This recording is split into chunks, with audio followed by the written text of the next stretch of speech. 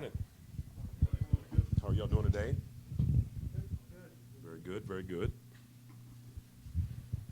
Well, Coach, how much fun and how much satisfaction did you get out of watching your defense be the dominant defense against a school that, has been known for its defense? Well, that's the one beauty of being able to be here in the Valley.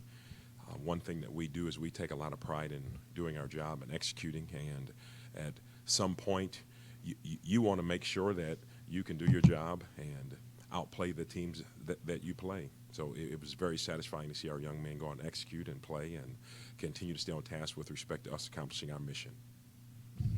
Evan Williams is the Mountain West Defensive Player of the Week for good reason. What's the biggest difference you see in his game this year compared to last year? The learning element of it all, but also a lot of the people around him and how we can filter the ball. When it comes to the learning aspect, we feel his preparation has gone to a new level as well. One thing that he wants to be able to do is try to separate when it comes to his learning, his application, some of the things that he's doing. So we've been very pleased with his performances, but also when you look at the history of our defense, when you have that position that does very well, it's going to get a lot of notoriety because we're giving him a lot of the run items, a lot of the things in the throw games, and he's being able to make the plays he's capable of making. You hear it said a lot about quarterbacks that the game slows down for them, that maybe they're seeing things before other guys do and the speed of the game is different. Do you see some of that in Evan's games where the decision that he's making or the read is happening at a quicker pace? Yes, and when you are able to gain and get experience, that's what experience can give you. It allows things to slow down. It allows you to be very patient, but it also allows you to have some understanding of what could be coming right at you. And that's where I will give Evan a lot of praise in his preparation because he is ready to go on game day. Coach, you're coming off of a rivalry game with San Diego State, and you're facing another one, but the first time going up against Boise State for you, do you have any sort of memory of watching these games, or have the coaches kind of prepped you on what this rivalry is like? Yes, I could remember hearing about some of these games in years past, and that they're going to be knockdown, drag-out football games, and it's exactly what you want to be in the middle of. And whenever you have the pleasure of being in a rivalry game, it's something that you have to have a lot of respect for because a rivalry is going to be a rivalry no matter where you are. And we take a lot of pride in making sure that we represent the Valley, and coming off of Halloween, we want to make sure that we can be the Goons and Goblins on Saturday. Coach, two-part question about Tyson Maeva. First, about last Saturday. He missed some time on the field. There was a moment where he was helped off the field for an extended period of time. Do you know what the issue is with Tyson Maeva and how he'll be available for this week? Tyson, he'll be available. He was just dealing with a mid-leg injury. Okay. Yeah, and so the right. second part of that question is he obviously has some valuable experience playing for Boise State. How's that going to help you with preparation for the Broncos this week? The one thing he's been able to do is kind of give us some tidbits on some of their personnel. But the one thing, again, that we always try to do every week is make sure we point the thumb back on us and look within us and look at the things that we have to be able to do to make sure we're scored away from a preparation standpoint, from an intensity to repetition standpoint, from a practice standpoint, and make sure we continue to just stay on task when it comes to our process of development for our players and in our program.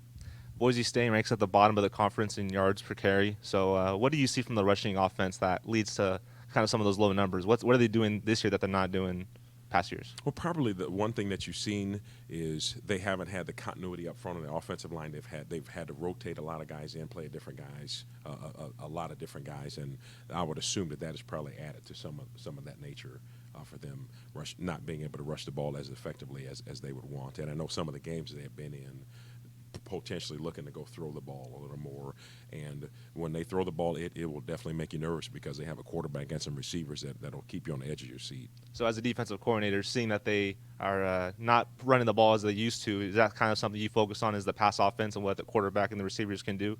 No, the thing we still have to continue to keep our focus on is being able to make sure you can stop the run and make them play quote-unquote left-handed.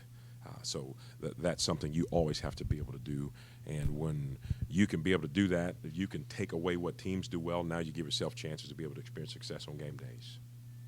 The last three teams you've faced have had very clear strengths, and I suppose Boise State statistically is doing more with their passing game, but is it more of a balanced attack than you've seen the last couple of weeks? Yeah, you're going to have your balanced attack with a lot of the RPOs. And what they're doing very well is they're getting the ball in the hands of some of their skill players. And number two is someone you have to know where he is at 24/7.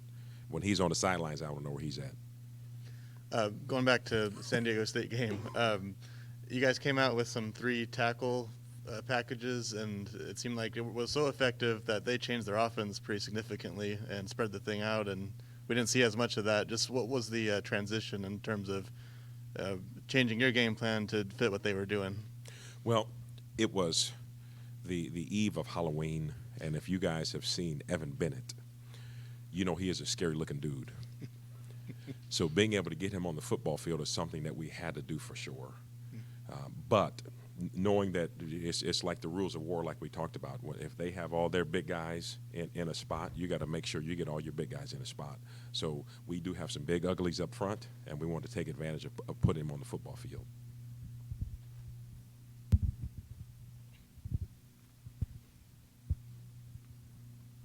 While the mic's going around, how's your Halloween?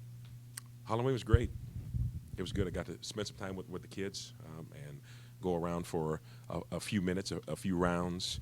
I did my best to stay away from some candy until I saw licorice, until I saw sugar babies and sugar daddies. But outside of that, it was a great Sunday. And we also had some of the kids come up here to the office, which is awesome. Coach, you mentioned watching out for number 2 on Boise State. You're talking about Shakir, of course. They call him their Mr. Do Everything. What specifically are you going to try to limit from him on Saturday? Well, the thing you have to be able to do is make sure you can contain him. From a limitation standpoint, there hadn't been a team yet that's been able to limit him from doing anything. So you have to make sure when you're at the point of attack that you can make your play and make your tackle. They've been able to do some things great, getting him in some one-on-one matchups where he's been able to be effective. So it's going to be our challenge to be able to make sure we can minimize some of the exposure that he's been getting. And their quarterback, Bachmeier, who played as a very young guy. What have you seen from him, his development, his poise back there, and again, what are you going to try and limit from him on Saturday? Yeah, Bachmeier is a very good leader of their offense. The one thing that he does very well, he can put the ball in specific spots, and literally he reminds us of what we see in practice every day in Jake Hayner. He is tough as nails. It's like he'll take a licking and keep on ticking. He'll get hit, he comes back up, he comes back, gets the ball right to where it needs to be with respect to some of the skill players, and that's why they've been able to experience a lot of success on offense in the throw game, because he can make a lot of the throws that we saw Carson Strong make a couple weeks ago. So we know we're going to have our task ahead of us, being able to stop and contain their run game, or their pass game, excuse me. We asked Coach DeBoer after the game on Saturday about Elijah Gates not being on the field. Do you anticipate him being back for this game? Yes. Yep. As of right now, our anticipation is that he will be back with us. Hey, Coach. You guys have had seven interceptions over the last 3 games. What do you credit that to? Is there a change in defensive mentality, or is it just everybody doing their job? It's more within the structure of our system. When you have some of those big uglies up front that can get pressure on the quarterback and make the quarterback potentially throw the ball off time, and you're on body with respect to your work, you're going to have a chance to create some takeaways. And something that we've been doing all year long is being able to work our takeaway drills, takeaway circuits. So the one thing that we know and we have really stressed as a football team is the ball is the program. And we believe on defense, when the ball is in the air, it belongs to us. So we have to make sure that we have some ball hawks and chicken hawks on the field on game days.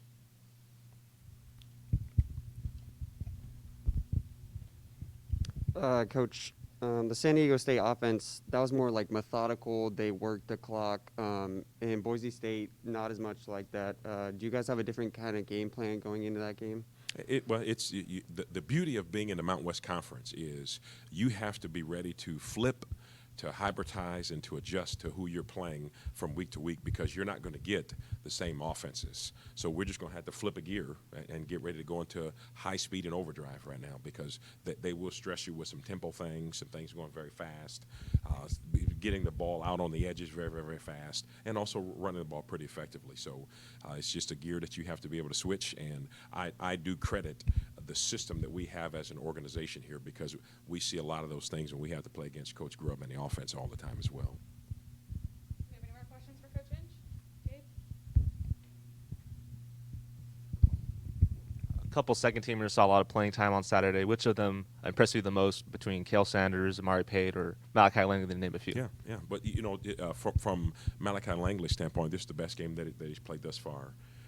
The one thing that you want in a developmental program is to see constant, consistent development. So we've been able to see that from a lot of players. Just like you said, having C.J. Sanders come into the football game in the third quarter and really just kind of settle things down from the pass game standpoint.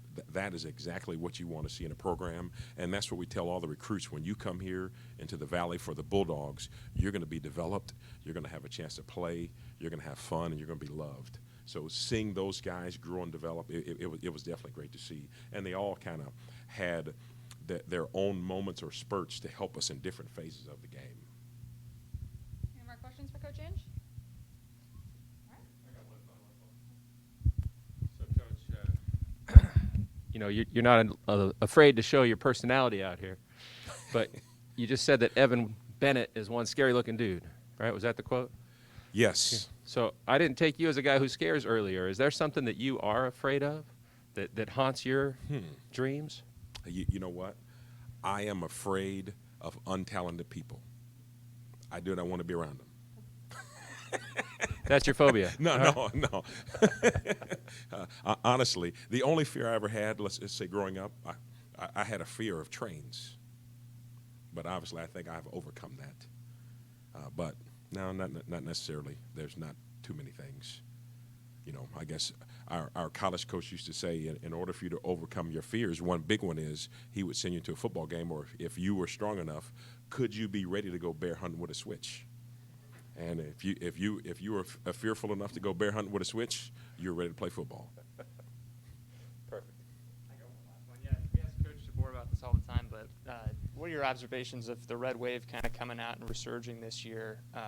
From a defensive coordinator standpoint, that's probably when they're making the most noise, is when your defense is on the field. We love playing at home. It is absolutely awesome. As we tell the players, you want it to be as loud as possible, because on one end, you're forced to have to utilize a lot of your communication items with some of your nonverbals, but also to see what the red wave has done to some of our opponents with some offsides penalties, some lack of communication on their end. Seeing them, you know why this is the number one place you want to play in our conference. And we love playing in front of them, and it's great to see them coming out in full form, and we can't wait to see them again. All right, thanks, Coach. Go Dogs. Huh? Well, I look just like you guys yesterday, so hopefully we can take our costumes off and be normal today. Andrew. No problem.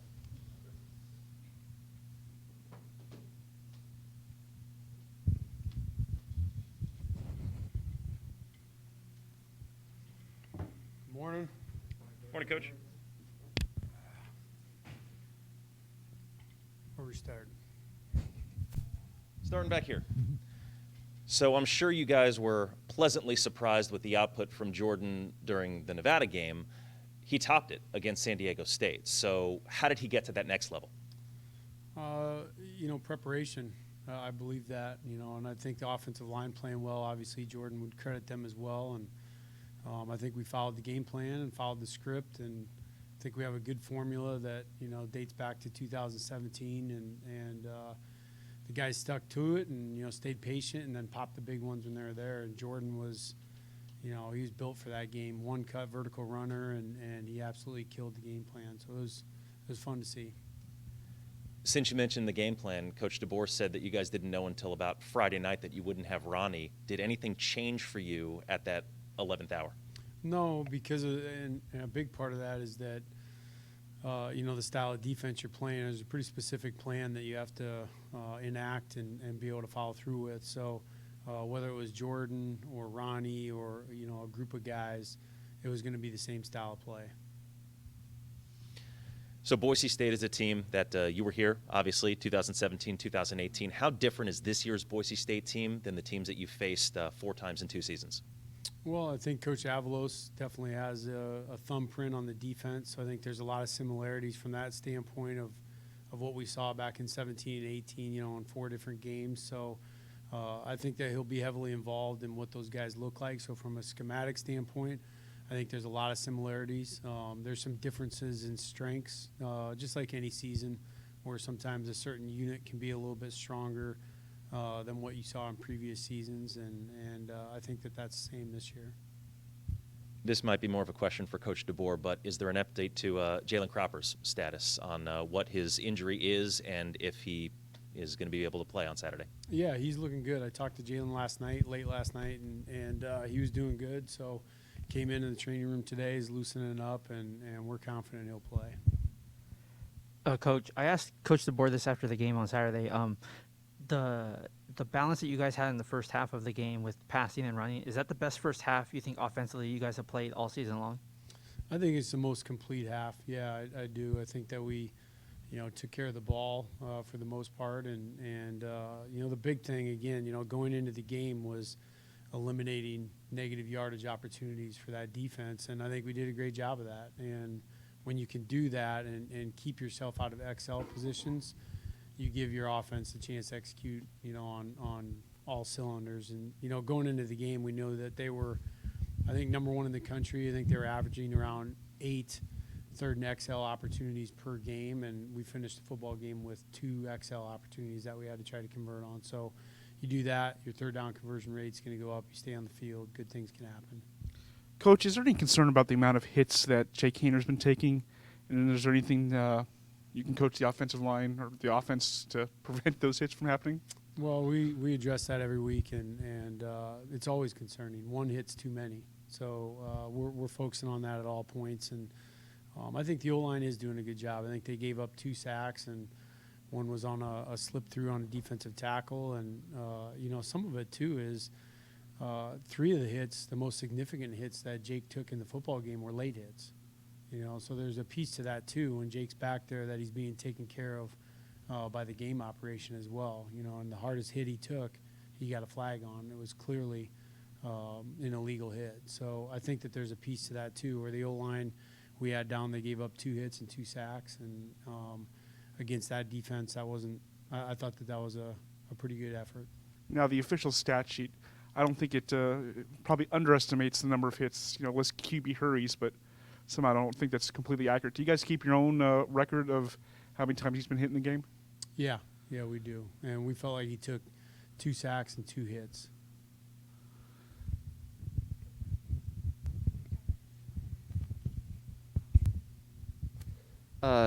Jake has been really great, not turning the ball over the last few games. What do you credit to him just not throwing interceptions and turning it over? Yeah, obviously, I'm not going to pull any punches. The Hawaii game was hopefully a turning point for Jake, and you hope at the very bare minimum it can be a growth moment for a player like Jake. And I don't think he's thrown a pick since that football game. And, for him, I think he recognized the responsibility he has. And, there's 2 words we've been really living on and hanging our hat on in the quarterback room. That's consistency and discipline. And typically that's what it takes, because there's a few throws I'm sure everybody noticed in the San Diego State game that Jake either, was a little bit too careful with or overthrew, and things like that. But it's always easier to bring him back from that direction versus being too risky too often. And I think he's really doing a nice job with that. And Boise State's defense, they're pretty good at allowing or not allowing passing yards compared to the running. So do you think you'll have to rely more on the run to open up the pass against them? I think every week you go into a ball game, at least in our offense, with the anticipation of being able to run the football. And I think, after yesterday's meeting with the offense, one of the things I told them was that we're really finally becoming a 2-headed monster. And if we can consistently do that, I think that is going to be dangerous for opposing defenses. And, establishing the line of scrimmage and being able to run the football and get people to commit to the box and then opening up people like Carrick and Jalen and Kells, makes things pretty easy on us.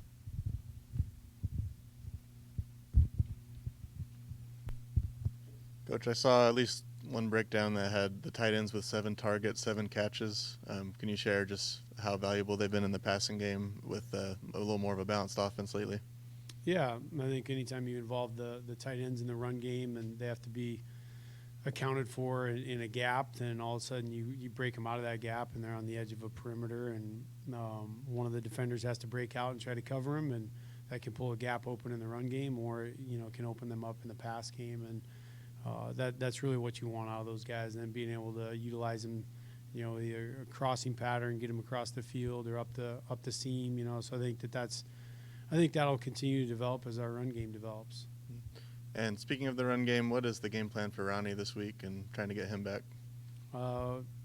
Same as before. Full speed ahead, hard as we can. I think for Ronnie, the meeting with Martin towards the end of the week, it wasn't that necessarily Ronnie couldn't go. It just would have been in a limited capacity. And then, of course, that was a huge game, and we needed all hands on deck. But I think it speaks to the confidence that we had in Jordan Mims too. That he was going to be able to be a huge factor in that game, and he was. But for Ronnie, what you don't want is if he can only be limited and he gets out there and further aggravates the injury and you set him back for the remainder of the season. I don't think that's a prudent decision for Ronnie. So had to weigh all those things out, but we feel really strongly that he's going to be able to go this week. I know he felt really good yesterday, and we're getting closer every day.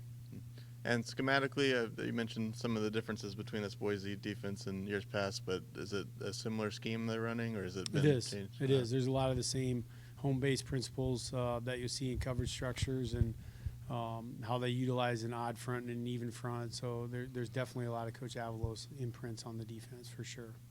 Last time played Boise, Tyson Maeva was in blue, and now he'll be in red. So how does that help you as the offensive play caller? Do you consult with him? Do you talk to him about what Boise used to do? And is there any similarities between that defense and what you'll see on Saturday? Yeah, there is similarities, and I have not spoke with Tyson yet, but I'm sure that I will. And, I'll confer about anything that he, felt like gave him problems when we played him and vice versa. So I think in general there's a lot of crossover between Fresno State and Boise, both in players and coaches and things like that. So I have to take all those things into consideration.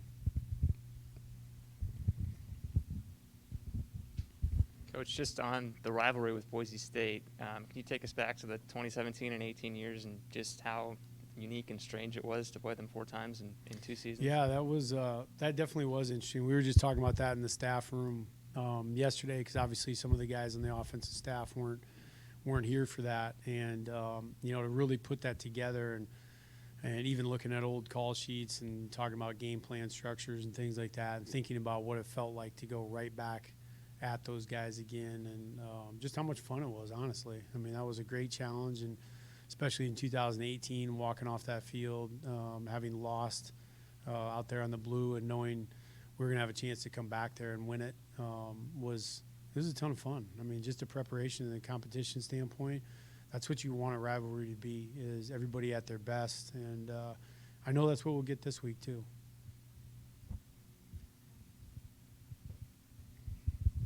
Well, and you mentioned some of the guys weren't here. Some of the guys were there. Some of the guys were on the blue and orange team for that game. Have you gotten the other side, what their perspective was on those games you guys battled each other in? Oh, yeah, for sure. I can remember talking to Lee on the field all 4 times afterwards. We had known each other prior to Coach Marks being here. So, yeah, I think that there was definitely a mutual respect and just an absolute determination to win the game. So I know that respect runs deep both ways, between both programs, and even back to when Coach Moore and Coach Marks were wearing the blue and playing, it was the same thing back then. So we feel like this is the premier rivalry in the league and want to keep it that way and show them a nice homecoming here to Bulldog Stadium. And I know you were asked about Jordan earlier this week, but I know you're so close to him, maybe it doesn't hit you, but it is pretty remarkable that a guy who hadn't touched the ball that much all year is the Mountain West Player of the Week 2 weeks in a row. What impresses you the most about what he's doing right now and how he's doing it? That he's not satisfied. He's not satisfied at all. I mean, I think that's a huge component to why he had a big week was he was still hungry. You know, he felt like he left something out there in the Nevada game even. And, you know, to see that kind of determination and hunger, you know, week of preparation, you know, leading into a game where Jordan knew and the whole offense knew that we're going to have to establish a run to play a good game. And, you know, he was just up for the challenge, you know, and really excited. And I think that the level of competition in that running back room, you know, really is what generates that, where those guys know, you know, Ronnie and Jordan, that they are as good a 1-2 punch as you're going to see. And I like to say 1-1 punch. You know, those guys are like, I mean, they both have different skill sets and things that they are, you know, Jordan's better at some things than Ronnie is, and Ronnie's better at some things than Jordan is. So to be able to have those two type of tools, you know, in your offense is an absolute blessing.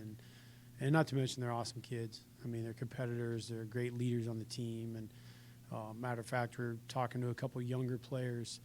You know, yesterday I was talking to a few offensive guys and just challenging freshmen on the type of contribution that they can make in a program early on. And I don't think people really realize, you know, in 2017, those two guys were our workhorses, you know, as true freshmen, you know, and having to understand all the pass pickups and everything that they, our screen game, it was not a, you know, just walk in and hand off power 20 times to a guy. I mean, they're going through, you know, what they'd have to do in an empty formation. And so it's just impressive. And I think it should be motivating to some young guys to understand in this offense that, you know, you can come in and make an impact regardless of, you know, what your age is or where you're at, as long as you know, can execute and produce. And those two guys have done nothing but do that, you know, throughout their career. So, yeah, it's awesome seeing Jordan, you know, just get that opportunity in that stage to showcase his talents. All right. Thanks, Coach. Yep. You bet.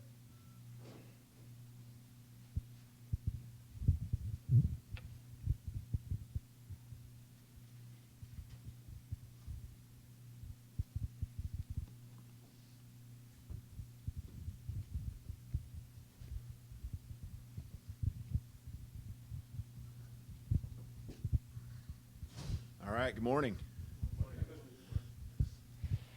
So have you had any fun with that oil can trophy yet? I think the guys all got it passed around, got their pictures taken. So we took one more good look at it in the team meeting yesterday. So celebrated that and got more trophies that are out there. So that's the goal this week. Yeah, you got the milk can trophy this week, and it's Boise State. What's the first thing that comes to mind when you look at the schedule and you see that name there, Boise State? Yeah, I mean, all the history between the two programs, whether it's facing each other or the history of success and tradition that we have, and of course that they have as well too. And so, knowing the rivalry, having been a part of it, even though it was within 12 months, playing 4 games was a crazy time. Coach Grubb just spoke of that, and those were some highly contested games, and don't expect this to be anything but that. And fired up that the Red Wave is, from what it sounds like, ready to roll. You know, the ticket sales and all that. Can't wait to have a rowdy Bulldog Stadium. We're going to need them. Yeah, could you hear the Fresno State chant in Carson the other night? Yeah, it was really neat. You know, many comments, not just from our side, but from other sides, as far as how impressive it was seeing the fans come down in the numbers that they were. And, you know, our guys definitely see that. And I think it's really cool seeing our guys just naturally you just embrace the Red Wave, you know. I'm doing interviews, and they're grabbing the trophy and going around and greeting the fans that were there, and proud of what we accomplished, but also doing it together, I think is what's special, and that's what's made this place special for so many years, is the pride and you know, it's just really cool. I think that's been a fun part of Bulldog Stadium this year, seeing the fans come out, the student section, the dog pound, you know, come out and really make it an awesome event. But there's just a lot of great give and take between the two, you know, whether it's our players and the fans or the band, you name it. It's been a cool atmosphere. Coach, you said the national ranking would take care of itself, and with the win, your team back in the top 25. Was there a conversation, or will there be a conversation with your team on that ranking? No, there hasn't, and really there won't be. I mean, we've been there and we talked about it, and the first time it happened, and just I think the message then was this is what we need to expect, you know, and just talking it through for the first time. The guys, I know they're all aware of it. They know where we're at, but you know we're on to the next now, and it doesn't really mean nothing if we don't take care of business this Saturday. Coach Grubb kind of said that Cropper should be good to go. How have you seen him progress since the injury Saturday night? Yeah, we don't. Sundays are our day. Our Sundays there's some working out, but Mondays is our day off. So we haven't done anything this morning, and I know he was getting his treatment and getting making sure and confirming, trying to confirm anything. It doesn't look like it's anything serious, and so he'll be on a full-fledged plan. I know just like Ronnie was last week, it's almost a full-time job being in that training room, and those guys want to be out there, and I feel like there's a pretty good chance Jalen will be playing. We've been told by the coordinators that Jalen, Ronnie, Elijah, Tyson should all, or at least feeling like they could play. Is that legitimate? Is that a little wishful thinking, or what's the plan for this Tyson week? Maeva, Yeah. obviously. Yeah, I mean, there's been injuries and things that guys are battling, all season long. You've seen him coming off the field a number of times, picking himself up off the ground, and that's just the way it's going to be probably the rest of the year. But still making an impact. It's been impressive what he's done, and I can promise you he'll be out there if at all possible this week. And I think right now, I think right now we're feeling like they all will be on the football field. That's 4 guys, and so are all 4. Maybe something as the week goes on, just like it did with Ronnie, kind of at the end, is a decision we have to make. But my hope is that we can be up and rolling here sooner than later with those guys in our preparation. What does it say about the win that you finished it off without just about all those guys? Yeah, and it's what we talked about as a team. I remember, I believe it was week 1 and week 2 there. Just and the stress at the time was on special teams, that our depth in our program. And I went around the room and just the guys believe that we have a team full of players, that a lot of guys that can step on the football field, and so our special teams efforts should be good. Well, now those guys that are playing those special teams positions are now playing a little more of a role on the offense and defensive side as well, and still getting it done. And it's really cool to see the next guy up mentality truly happen and work.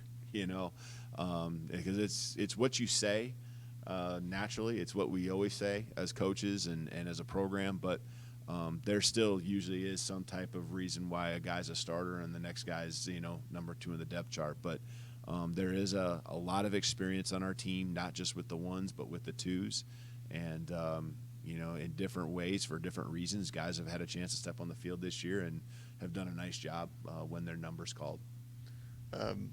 Boise State does not have the record they normally have at this time of year, but they've got a win over a top 10 team, and they've had a lot of close losses. Just what's the sense of, if they bring their A game, how good this team actually is? Yeah, I think that's the key, is that I've already had it said to me a number of times, they don't have the record they normally have. Well, if you look at their losses, they're very close losses, and they have beat good teams, very good teams. And we already know that you throw the records out the door for this game no matter what. And then second of all, if you do the math, they're still right there in the hunt, I think, on their half of the conference. And so there is so much to play for, even beyond the rivalry that exists between us and Boise State. So we expect everything and anything coming at us on Saturday.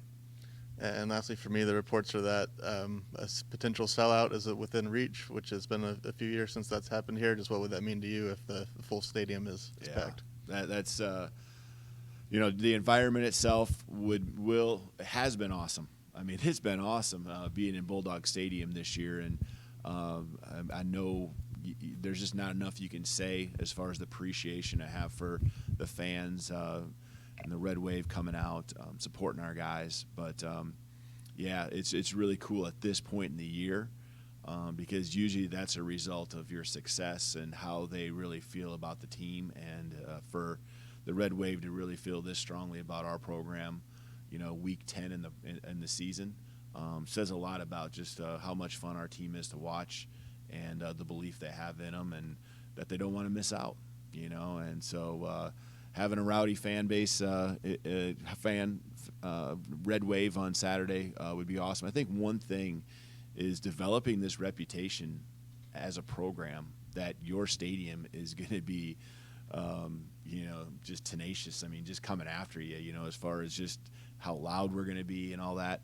It forces the opponent in that week of preparation to have to play crowd noise when their offense is on the field. And I'm just telling you from experience, every rep that you take with crowd noise isn't as good of a rep in practice as when it's nice and clean and you're not having to worry about that and you're just focused on execution. The silent snap counts, it just takes longer. The communication between players, the communication between coaches and players, it's not as good. Someone in the back is missing out on a coaching point when the crowd noise is super loud a lot of times. And so us having that, kind of developing that here as a Red Wave and as a program again, that, hey, when you come in here, it's going to be loud, and then having to prepare all week long, that's going to have an impact on not just this game, but other teams coming into our stadium. And so I know I'm kind of belaboring it, but it's a piece of winning football games and just building that can really be something that I hope the Red Wave feels like they have an impact in. Coach, I know you have no control over the conference scheduling, but it's only Monday, and you can already get a sense of how excited this fan base is to play Boise State this weekend. Is this a game, a rivalry that you'd like to see played every year, if you could? Oh, yeah. I mean, it is. We have some great rivalry games, obviously in-state, the proximity, and that's what makes our conference and our schedule every year fun for the fans, makes it difficult for us as a program. I mean, that's the beauty of our just where we're at, and it does bring a lot out to play this game. And so playing it every year is a great thing, right? I mean, we're going to have an awesome Saturday of entertainment because of who we're playing and when we're playing them, the end of the year. So. And the last time you played them was in the 2018 Mountain West Championship game. You were, of course, the offensive coordinator for that. There's a healthy debate going on as to whether that game or the Freedom Bowl game might be the biggest win in program history. Where do you stand on that? I think I guess I don't have a stance. I understand the significance of the Freedom Bowl and of course the conference championship. So man, to me it's just all stacked onto the tradition of what this program is all about. And the ones you remember are the ones that were most recent. I love hearing about the stories of the past conference championship teams, and we had the 2001 reunion a couple weeks ago, and hearing those stories. And so I'm definitely not giving you an answer here on that one because I really don't have the exact answer. I know it was a lot of fun being a part of that 2008 championship team.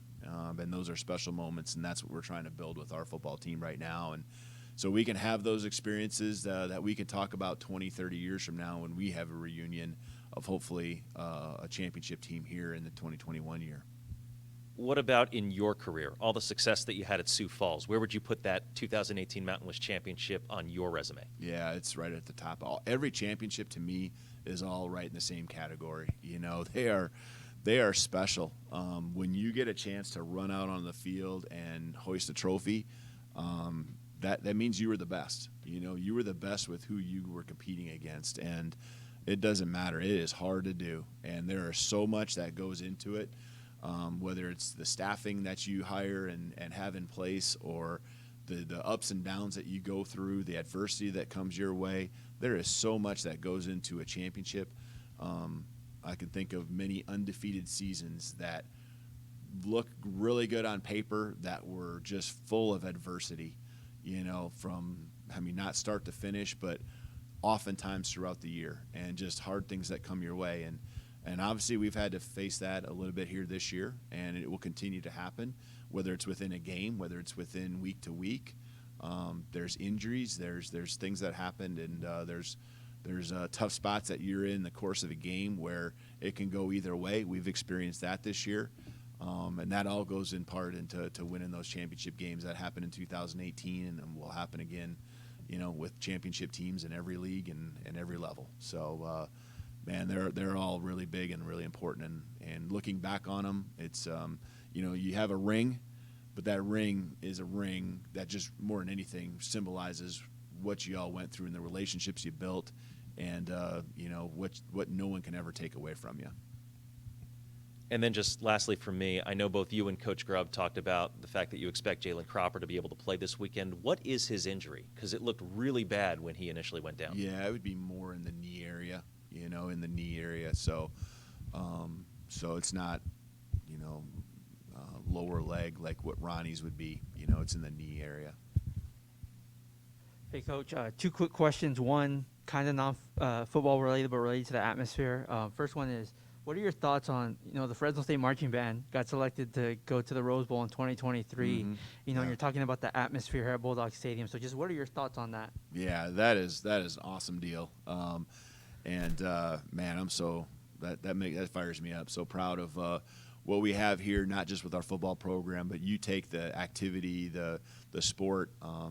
It takes all of us to build, what is Bulldog athletics, Fresno State. It takes all of us working together, and we're just one piece of that. And what the band, our marching band, brings as far as energy and excitement to, I think, our game day is special.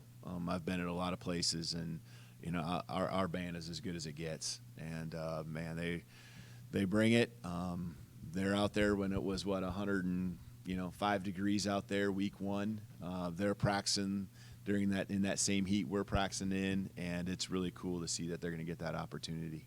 And then second, after the Wyoming victory, you guys controlled your own destiny, as far as making it to the championship games. Just how have you liked the team's mindset and their just their mindset, knowing that these last 3 games are very important to where you guys want to get to? Yeah, that's a good question. I think that, what I really try to make sure we do is we had to raise our level, and our backs are to the wall, ever since that loss that we had. The room for error is little, but the pressure can't get to you because you can't play tight. And I felt like we've been a loose team before, and that's when we're at our best. But we had to tighten up more about the process, I think, just, and that back to the wall thing that I was talking about is, I think, seen more in what we do in our preparation. And I can't say it's more time. I think it's an urgency, and just realize that not every minute, every second matters when we're on that football field. And as you go through the course of the year, you try to limit and take maybe a period or 2 off of practice, which puts even more focus into the time you're out there and the time you're working. And so our guys have done that. I mean, it's been awesome. The practices, the last 2 weeks in particular, have been nothing but like an attack mode for them. Like we're attacking the practice, but it's this this loose vibe that they have. But when they need to get in between the lines and play ball, they're playing ball. And I guess that's what I'm most proud of, is that there's this trust between them. There's this trust between coaches and players that, hey, I want to see you smiling, which is kind of this indication of, being loose. But when we got to crank it up and flip the switch, we're able to flip the switch as soon as we step on that football field. So I'm really proud of the mindset. We are not just doing things well, I think, on the football field. We are doing things well off, and that all goes hand in hand, socially and just academically. The guys are just doing a good job, and limiting distractions has led to be able to focus on the things that we want to do, and that's being a better football team. And so couldn't be more proud of where we're at right now, the direction we continue to go. Coach, just building off that last question, how proud of you are with the fact for this team that after that Hawaii setback did not spiral in a downward trend, but instead was able to turn it into 3 straight victories here? Yeah, and what's the question though? Like, Just what? how proud are you with the fact that yeah. you responded? Right. From outside? Yeah. I mean, that's what it's all about. I mean, I felt like it would be that way because I saw a team that was more uniting after that game at Hawaii. There was literally zero finger pointing in my mind, and it was more of, Coach Grubb talks about tell the truth Sunday. It was being able to be critical and guys not get defensive, whether it's coaches, whether it's players, whether myself. We can stand in a room together because we believe in each other and we know we have to do it together, and that every guy is important. I just really feel like that, there was no finger pointing, and it was just hey, we believe we're good enough, but we got to show it. And at that point, we weren't showing it. Coach, when you see the hits that Jake Haener takes, is there one hit that maybe last Saturday makes you go, uh-oh? And then what do you do to try to protect him more? Yeah, I mean, I think the last 3 weeks we've done the best job we've done all year of protecting him. I think the Wyoming game, the run game was a huge part of taking hits. I think that week going into Nevada was the best he's felt maybe since the beginning of the season. And so, it's the nature of the game. You're going to get hit, and Coach Grubb talked about even the late hits, and there was one hit where I do remember him getting up really slow. We ran a play action, and we lost a guy late up front, and it was right square coming at him, and that's one where he was stepping up and throwing, and took the brunt of it. I thought the other hit that was, where he took a hard fall, was the one that the penalty was called on, and so there was one other that I know was reviewed for targeting.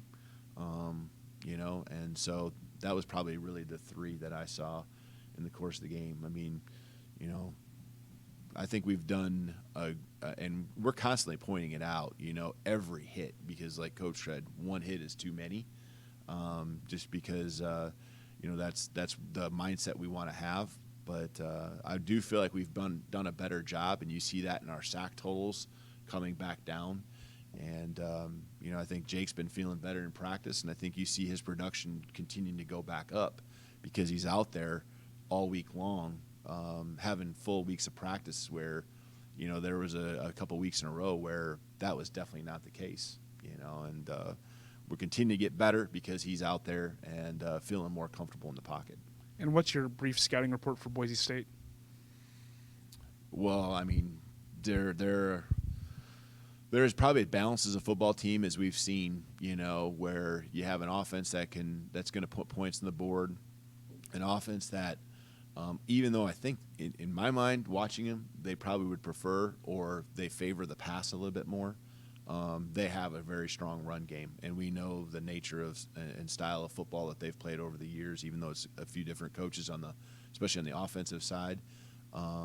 I do feel like there's a good balance that they still have. And again, balance is the ability to do it, not what the stat sheet shows. And so I think they have the ability to do both very well. And, Coach Avalos being a defensive guy, they're continuing to be strong quicker, I think, on that side of the ball, and the offense is catching up. And so you got probably the most balanced team within their scheme offensively and defensively, but also as a team that I think we've seen, not just where, you got a program that maybe has a really strong defense and not as good an offense, or just one thing they do, offensively and run or pass. We've seen a little bit of that over the last 3 weeks. This is a full team that we're playing. Last one for me. Are you expecting Rivers to return? And if so, who starts between Rivers and Mims, or who gets the most touches? Yeah, I mean, that's a good question. I mean, with who gets the most touches, I think that's just how the game plays out. And, I mean, I really feel like Ronnie is right at that point of being able to be back out there, hopefully full go tomorrow and with practice. And, I mean, having the balance between the two, having more carries here the last few games, the last 3 games in particular. In the Wyoming game, both of them got a lot of touches. And so, hopefully that's what we can do is get both of them their chances and their opportunities, and come off the sideline, get a breather, and the next guy's back out there. That's really I don't think either one of them would care if one guy had one more touch or three more touches. I don't even know if they really care, because it's not about starting anymore. It's about who's out there when it matters most. And I think both of them care so much about each other. I don't think it's even about who starts. And so I know that means something to people, and I don't want to not say it doesn't, but to me, we have two starters out there on the football field when we have them. So. And Coach, banking off kind of that last question, Jordan Mims, he's had 320 yards in the last 2 games. He's almost caught Ronnie for yards for the entire season. Just having the dynamic duo like that, what does it say for your team? Yeah, it's what you want throughout the program, not just there. I think developing the depth, which we talked about earlier, at all positions. We have that at receiver. We're continuing to try to develop that at all positions. And so, I think it also is a tribute to our offensive line continuing to get better. And as they become better, our team has more confidence. Coach Grubb is a play caller, probably has more, it's easier as a play caller. Been there many times when you're running the football. Now, we can get back to the play action and the shots down the field, because you get eyes in the backfield and people running downhill to tackle Riv and Mims. And so it just is going to make us more complete, tougher to defend. And I think a lot of that has to do with just the progress our offensive line has been making here, especially in the last 3 to 4 weeks. And last question for me, Coach Grubb kind of talked on it. It seems like Jake kind of turned and just left the Hawaii game behind him and said, I'm not going to turn it over anymore. He hasn't had any turnovers since that game. What do you think his mindset was after that? Yeah, I think he took a long, hard look at, our success, and our success happens. What I don't want Jake thinking is he's just a game manager. I've had quarterbacks that, man, they just get so nervous about making a mistake that they just manage the game, and that's about it. And, Jake's not that guy. Jake's a guy that's a playmaker with his arm especially. And so that's his mindset, and I do not want to take that away from him. But I think he really did a nice job, and Coach Grubb and I have talked with him a lot just about, hey, man, stay attack mode, but just you gotta be conscious about things, And his preparation has always been extremely high, and if anything, it's been so high that, you start looking at too much stuff and start overthinking. And I don't think that was the case. I just think that, one was a tip ball, right? One was a tip ball. One was in a side pocket where he'd made that throw a lot of times. You can relive those interceptions, but one was a little bit of a communication between he and a receiver. So you look at those and you just try to really fix those things. And he always does that. And, sometimes you're going to have a day that doesn't go quite right. We just got to make sure it's not one that hurts us, to that extent. So I am super proud of what Jake has done these last 3 weeks, because he has not backed away from being a team leader, and he can do that because he's such a hard worker, not just in the film room, but on the football field. And he knows that the guys respect him for who he is, not just who he is as a football player. And so, he's still been that team captain that we need. He's still that fiery guy. You can see by the interviews he does, man, he don't hold back, and that's what we got to have. That's what makes us who we are. He's a huge part of that, but I'm super proud of what he's done the last 3 weeks in response to that game. Good afternoon, Coach. One last question about Jake. Obviously, you talk about his toughness, his leadership, and he showed that on the field. I mean, I think it was mentioned the big hits he took. I think there's one where he kind of limped off the field and grabbed a water bottle and slammed it on the floor and kind of gritted through that win. How far away is he from 100% after that win? The hits he took, did that kind of set back any hip injury he had lingering? No, I don't think so. I actually think I don't think it's any different than any other physical football game he's played.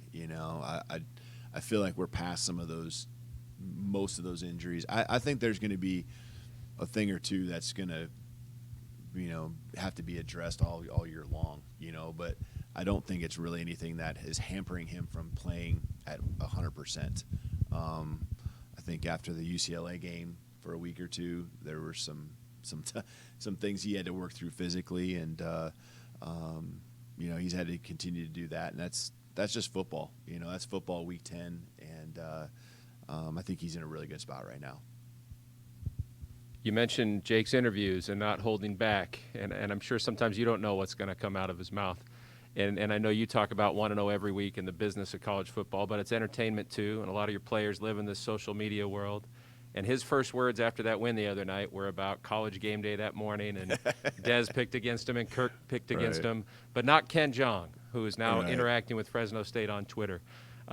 Any invite to be an honorary captain, wear a Bulldog sweatshirt on the field? Oh, sure. That would be awesome. I already saw the invitation was out there by our players, and so would be all for that. So that's been fun. That you got to smile and you got to have some fun with the things. And even when Jake says that in his interview, you can see he's having fun with it, and it's not something that you take personally, or it's all part of it. And that's what I love about our guys. They do know how to flip the switch and play ball when they got to play ball at a high level, but they have some fun doing it. And we make sure we talk about social media about weekly. Just what you put out there, you can never take back.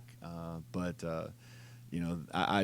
I'm proud of the way our guys represent themselves, myself, this football program, and our university.